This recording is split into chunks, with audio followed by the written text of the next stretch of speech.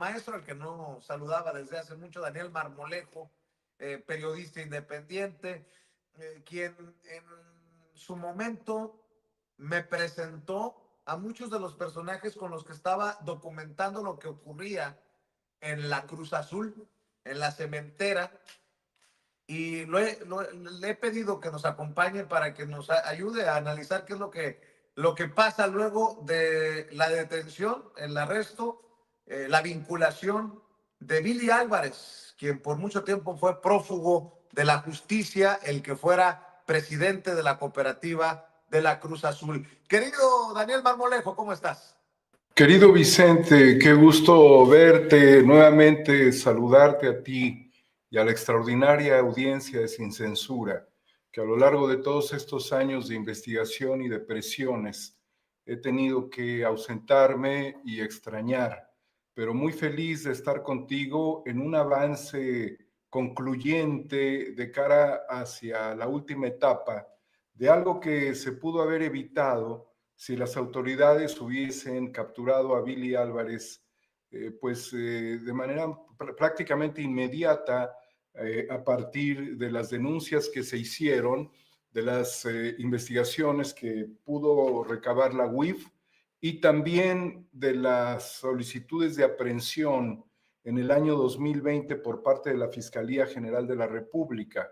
Si esta situación se hubiese acortado durante ese tiempo, se hubiesen evitado otras tragedias y otros dramas en muchos órdenes, y la dilación de la justicia ha traído con ello un desgaste que continúa todavía, porque es importante señalar que Billy Álvarez orquestó un plan para mantener todavía controles dentro de la empresa y particularmente de la planta cementera, la más importante en el estado de Hidalgo, en Ciudad Cooperativa Cruz Azul, antes Jaso Hidalgo. Hasta el día de hoy se mantiene esa planta secuestrada por un grupo afín a Billy Álvarez que tienen órdenes de aprehensión.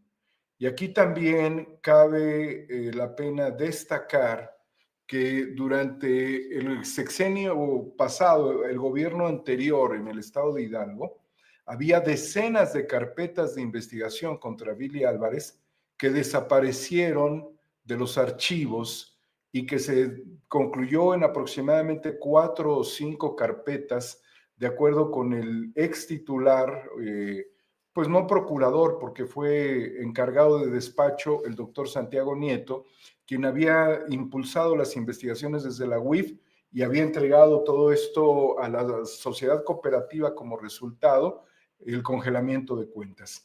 Tú abriste los espacios, Vicente, en un momento muy crítico para personas que no tenían voz. Abriste la oportunidad de que se expusieran, y no solamente a los socios que estaban reclamando la recuperación de su empresa, sino también abriste los micrófonos al vocero de Billy Álvarez, quien engañosamente ocupó el espacio para dar una versión irreal. Y bueno, siempre estuviste también con esta apertura al conocimiento de un fenómeno súper complejo que derivó en un maxi proceso judicial hasta hace muy pocos días, la captura de Billy Álvarez. Había información sobre diferentes casas de seguridad donde él se encontraba. Yo recibí información, las autoridades tenían que resolver el tema de su captura, pero ha sido un tránsito muy largo de prácticamente 6 años de lucha, Vicente, y tus espacios quiero recordar, dígalo sin miedo, que yo no sé hasta qué punto te costó el hecho de haber exhibido este tema públicamente, pues que ese espacio se cancelara en su momento. Y desde luego en Sin Censura, donde en infinidad de tiempos se pudo exponer esta situación, que no ha terminado tampoco respecto a otros conflictos, como tú sabes, el caso del fútbol, que también ha sido un fenómeno muy complejo que todavía sigue golpeando el escenario pues del fútbol mexicano y de la cooperativa, Vicente. Sí, Daniel, gracias por tus generosas palabras, gracias por recordarnos aquel espacio, ¿no? De éntrale sin miedo en la octava y que ahí en el Zócalo hacíamos pues lo que hemos podido hacer para darle voz a los que no han tenido voz y bueno, en este sentido pues hay que estar pendientes de lo que ocurra con un poder judicial podrido. No quiero ser mal pensado, querido Daniel Marmolejo. Mira, sin embargo, Vicente, bajo las mismas condiciones de la justicia, y esto también es importante señalar, gracias a las denuncias que se hicieron contra jueces, contra magistrados, quienes acumulaban las carpetas totalmente teledirigidas por Billy Álvarez, a pesar de ello, dentro del mismo sistema de procuración de justicia, de investigación, la UIF, que fue fundamental en esto, el trabajo del doctor Santiago Nieto, en un periodo, recordarás, espectacular de congelamiento de cuentas, de ataque al crimen organizado, de pues, investigaciones incluso sobre redes de pederastas en el estado de Tlaxcala, la estafa maestra y tantos otros fenómenos que se dieron de manera, yo diría, fabulosa durante todo ese tiempo. Se pudo obtener la información y la fiscalía llegó con la investigación al solicitar las órdenes de aprehensión que después de un periodo como de 3 intentos, un juez de control con sede en el penal del Altiplano en Almoloya de Juárez finalmente liberó la orden de aprehensión, las órdenes de aprehensión. Y ha sido justamente dentro del mismo sistema judicial, a pesar de sus problemas, como se dio la captura de muchos otros sujetos, Vicente. De la red de Billy Álvarez hay muchas personas involucradas tanto en las estafas durante el tiempo de él como director general de la cooperativa y presidente del equipo de fútbol, pero era director general de la cooperativa y posteriormente pues a quienes siguieron violentando el Estado de Derecho y fueron aprehendidos también. Es una cantidad muy importante de personas vinculadas a Billy Álvarez quienes se encuentran en prisión actualmente. Es decir que todo este fenómeno es un maxi proceso judicial en donde tú has sido fundamental en el esquema de la denuncia pública y también las mañaneras del presidente López Obrador. Debo decir que estas investigaciones son muy complejas y que también llevaron en su momento a que el hermano de Billy Álvarez lo denunciara. Él denunció a su propio hermano por otras tropelías que se habían cometido al interior de la Cruz Azul. Entonces, tienes diversas órdenes de aprehensión, diversos procesos en este momento. Billy Álvarez entró al penal de máxima seguridad con los maleantes más peligrosos de nuestro país, incluyendo el yerno de El Mayo Zambada, quien pues prácticamente a la par de Billy llega al penal de máxima seguridad. Entonces, la UIF y la Fiscalía Especializada en Materia de Delincuencia Organizada tienen al menos dos órdenes, dos carpetas abiertas en este momento y también pues hay otra por operaciones con facturas chuecas. Es una investigación adicional y aparte hay una del fuero común de la Fiscalía en la Ciudad de México por administración fraudulenta.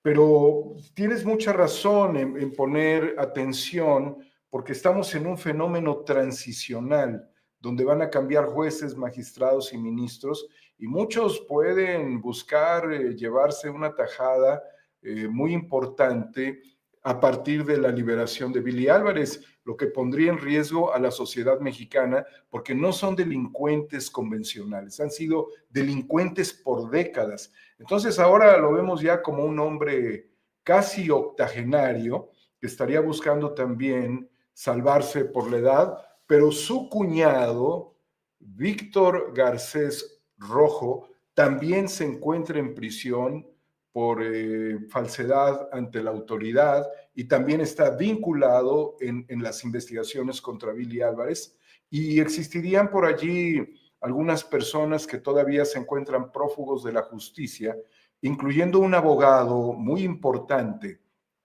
que pues realizó varias actividades ilícitas, como un fraude por casi 47,000 millones de pesos en contra de la sociedad cooperativa mediante un fideicomiso en donde todos los bienes de la empresa, desde las chimeneas hasta los birlos de las llantas de las unidades transportadoras de cemento, estaban dentro de ese fideicomiso que ellos mismos usufructuaban. Entonces, tienes socios, ex socios, porque son socios excluidos de la cooperativa con órdenes de aprehensión, incluyendo Federico Saravia Pozo, a quien un periodista lo fue a defender en la mañanera cuando había fabricado una asamblea ilegal e ilegítima, pero estaba amparándose hasta que finalmente llegó a su última instancia y esa asamblea fue desechada por las autoridades judiciales al ver que era improcedente darle valor a la asamblea y en consecuencia no otorgarle derechos de representación de la sociedad cooperativa. Sigue prófugo de la justicia. Entonces son socios excluidos, son abogados internos y abogados externos, incluyendo el ex director jurídico de la sociedad cooperativa.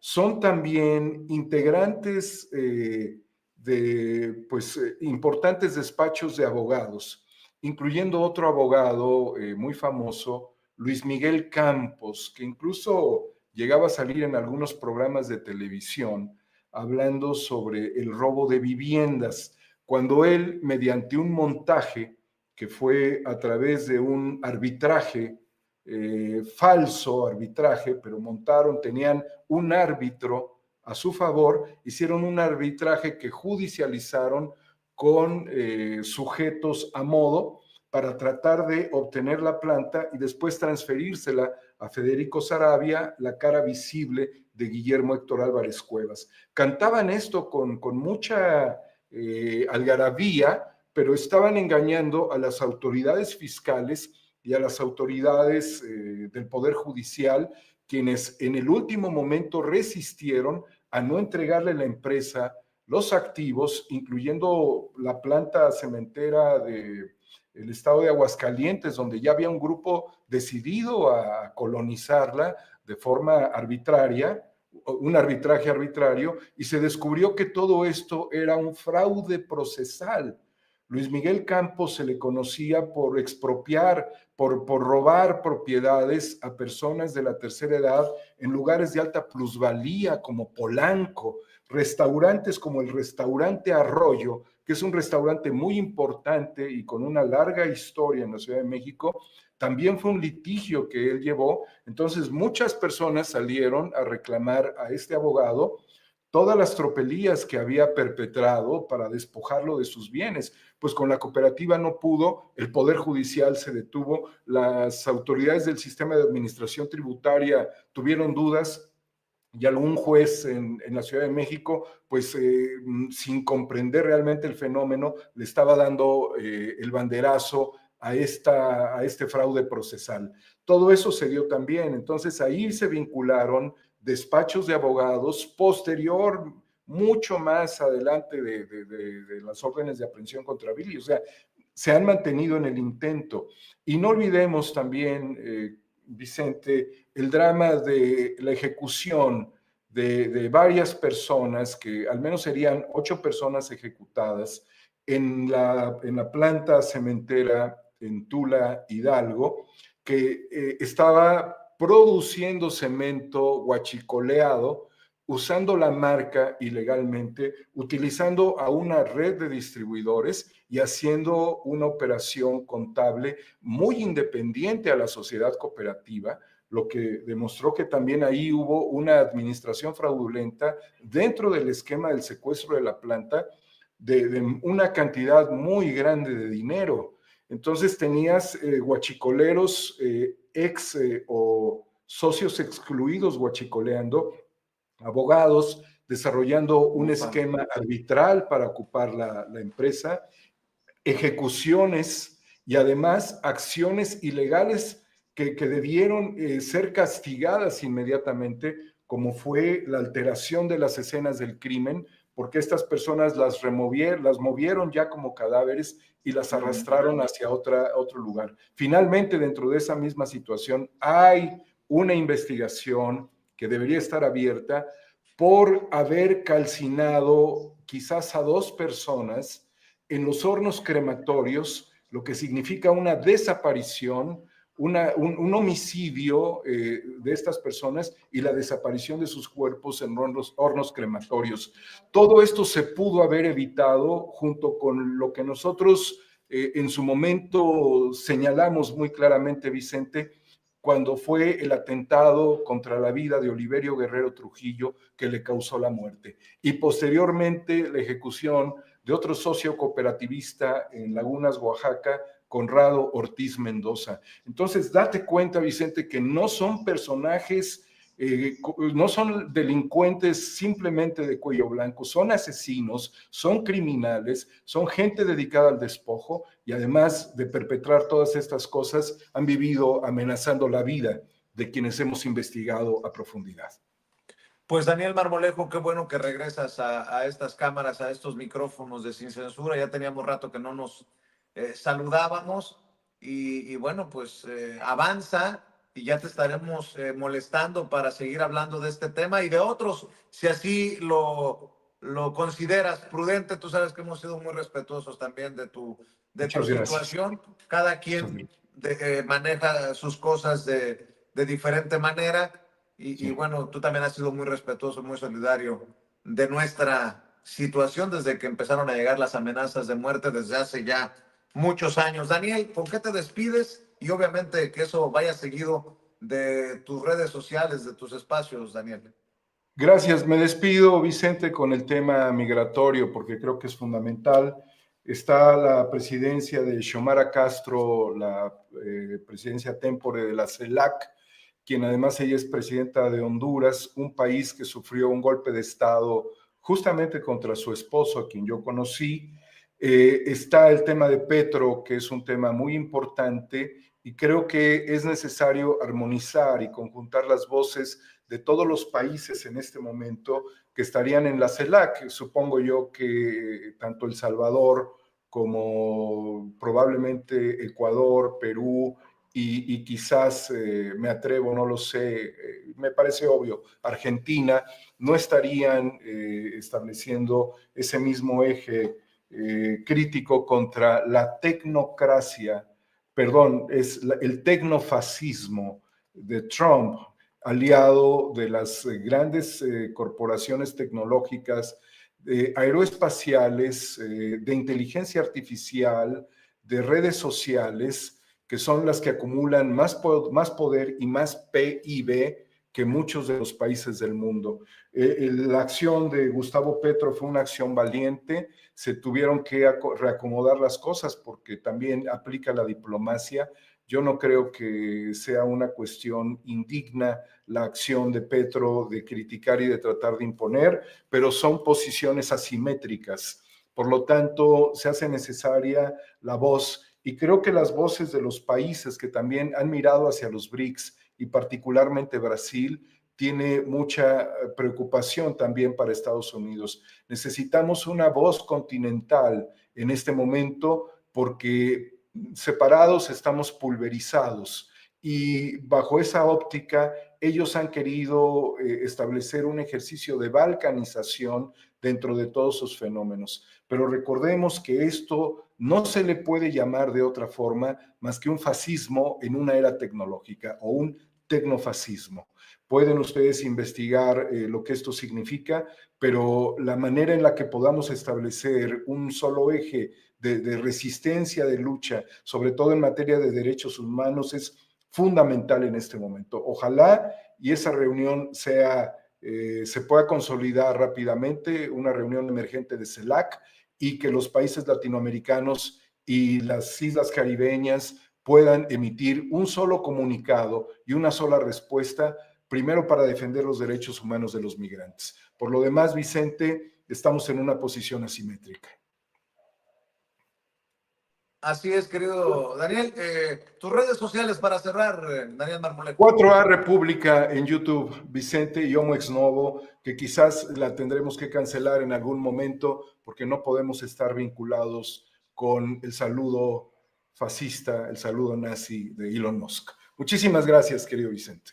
Gracias, Daniel. Hasta donde te encuentres. Un gran abrazo a todos. Hasta Daniel pronto. Marmolejo, periodista, productor, director, hablando con nosotros sin censura.